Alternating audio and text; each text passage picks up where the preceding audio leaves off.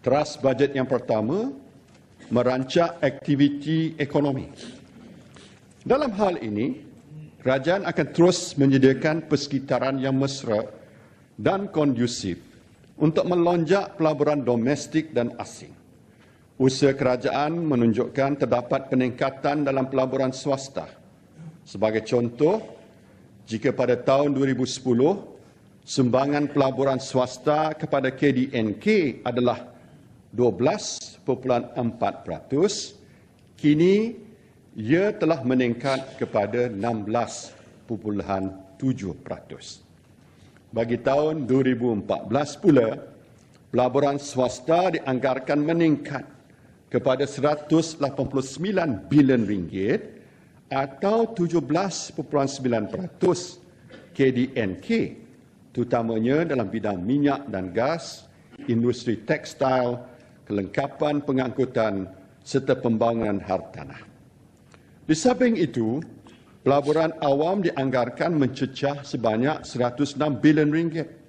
Di antara projek yang akan dilaksanakan ialah pembinaan lebuh raya pantai barat dari Banting ke Taiping sepanjang 316 km, pembinaan landasan kereta api berkembar Ipoh ke Padang Besar dan kemudiannya dari Gemas ke Johor Bahru.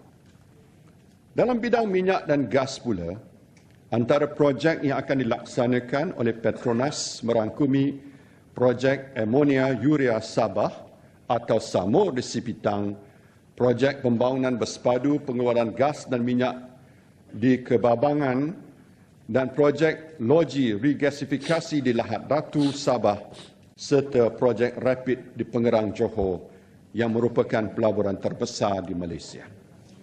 Tuan Yang Pertua,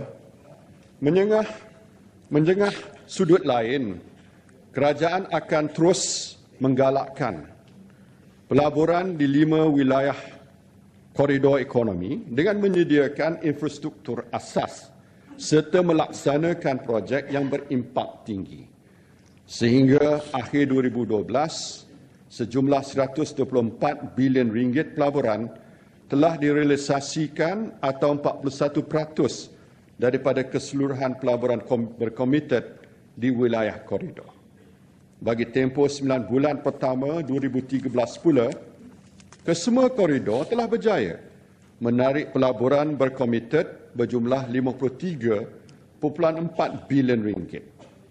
Hampir 50% daripada pelaburan berkomited tersebut telah direalisasikan. Antara projek di wilayah Iskandar adalah Studio Pinewood, Hospital Glen Eagles, Madini serta Sekolah Antarabangsa Pegasus. Selain itu, projek pembentungan dan tebatan banjir juga akan dilaksanakan. Kerajaan turut menyediakan 1.6 bilion ringgit bagi tahun 2014 bagi pembangunan di 5 wilayah koridor ini. Di antara projek utama ialah projek agropolitan, industri berasaskan kelapa sawit di wilayah pembangunan Sabah serta Taman Perindustrian Samalaju dan Halal Hub di wilayah koridor Sarawak. Manakala di wilayah pantai timur, Pelabuhan Kuantan akan diperluas, kompleks petrokimia bersepadu akan dibina di Gebeng dan Kertih. Bagi koridor wilayah utara pula, antara projek utama termasuklah projek tanaman ladang komersial dan sistem fertigasi. Tuan Yang Dipertua, sektor perkhidmatan merupakan penyumbang utama kepada pertumbuhan ekonomi dan berpotensi besar untuk terus dimajukan. Sumbangan sektor ini telah meningkat kepada 55% tahun 2013 berbanding 49.3% pada tahun 2000. Bagi terus menggalakkan pertumbuhan sektor ini, kerajaan akan memperkenalkan Pelan Induk Sektor Perkhidmatan pada tahun 2014 yang akan menggariskan beberapa langkah dan strategi serta mengenal pasti subsektor yang berpotensi untuk dimajukan seperti berikut. Pertama, sektor logistik. Pada masa ini, Malaysia menduduki tangga ke-29 Indeks Prestasi Logistik Laporan Bank Dunia 2012. Indeks ini mengukur penanda aras prestasi aktiviti logistik yang merangkumi penghantaran, infrastruktur ketepatan masa, kelulusan custom dan kompetensi. Walau masih ketinggalan berbanding negara maju, senario ini mampu diperbaiki. Jadinya, supaya sektor logistik lebih efisien, kerajaan akan merangka Pelan Induk Sektor Logistik. Pelan ini akan menyediakan hala 7 pembangunan infrastruktur logistik, rantaian bekalan serta semakan semula peraturan dan undang-undang. Di samping itu, kerajaan melalui Bank Pembangunan Malaysia Berhad akan memperuntukkan RM3 bilion bagi dana pembangunan maritim secara pinjaman mudah. Dana ini menyediakan akses pembiayaan untuk menggalakkan perkembangan industri perkapalan, pembinaan limbungan minyak dan gas serta aktiviti sokongan berkaitan maritim. Kedua, menggalak industri penerbangan.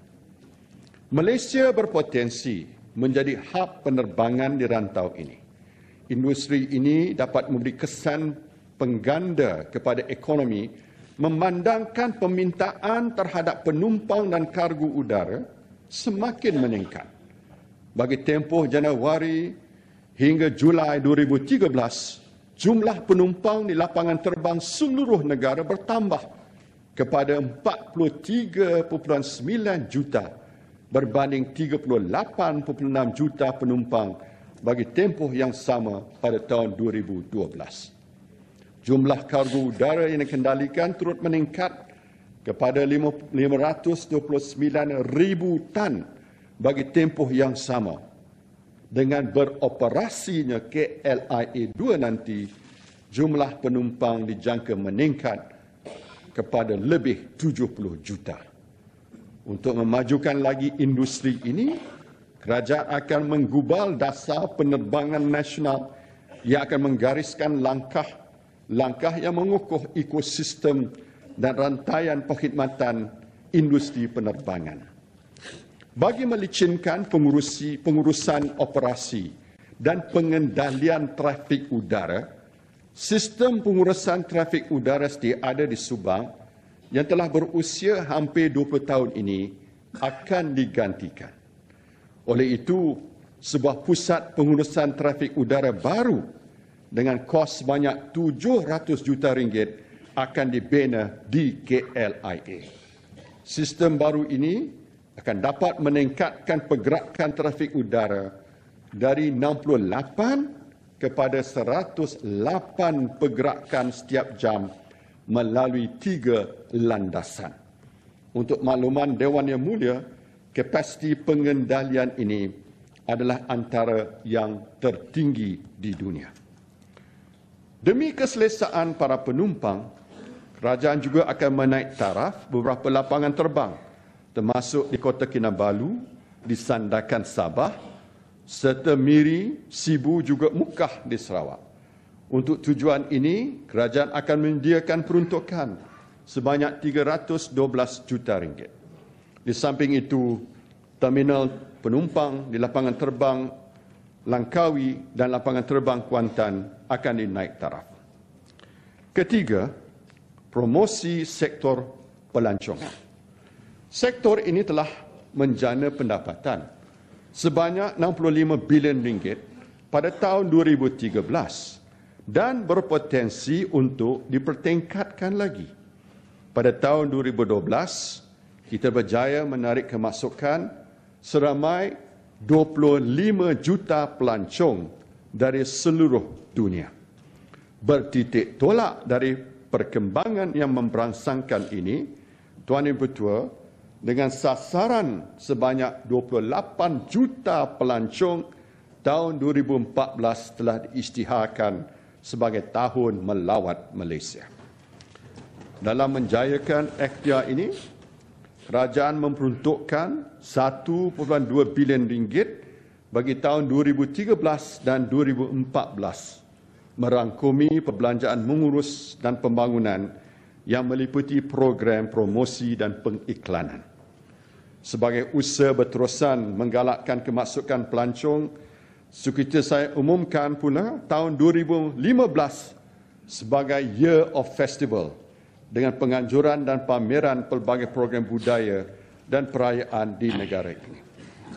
Sebagaimana kita maklum, Malaysia juga terkenal antara destinasi utama atau shopping destinasi yang merupakan pilihan pelancong.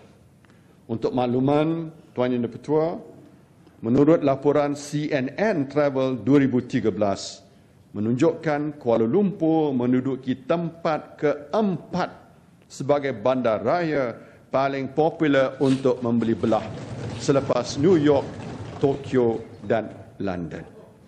Malah dari segi value for money, kita menduduki tangga teratas. Bagi terus, ini CNN, laporan CNN. Bagi terus menjadikan Malaysia sebagai destinasi pelancongan pilihan, kerajaan akan meneruskan galakkan pelaburan, terutamanya bagi hotel baru bertaraf 4 dan 5 bintang. Langkah ini dapat membantu menyediakan penginapan bertaraf antarabangsa yang mencukupi sekaligus menarik kedatangan pelancong, terutamanya dari kategori mewah dan berbelanja tinggi. Menyokong usaha ini, kerajaan mencadangkan tempoh permohonan galakkan taraf perintis dan allowance cukai pelaburan dilanjutkan selama 3 tahun lagi sehingga 31 Disember 2016.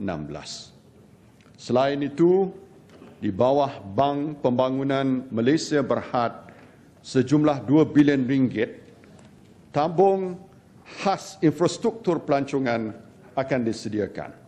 Tabung ini akan menyediakan pinjaman mudah dengan kadar faedah rendah antara 4 hingga 6%, di mana kerajaan memberi subsidi sebanyak 2%. Tabung ini dapat membiayai kos pembinaan infrastruktur seperti hotel, pusat peranginan, taman tema serta pembelian dan penggantian peralatan yang berkaitan dengan sektor pelancongan.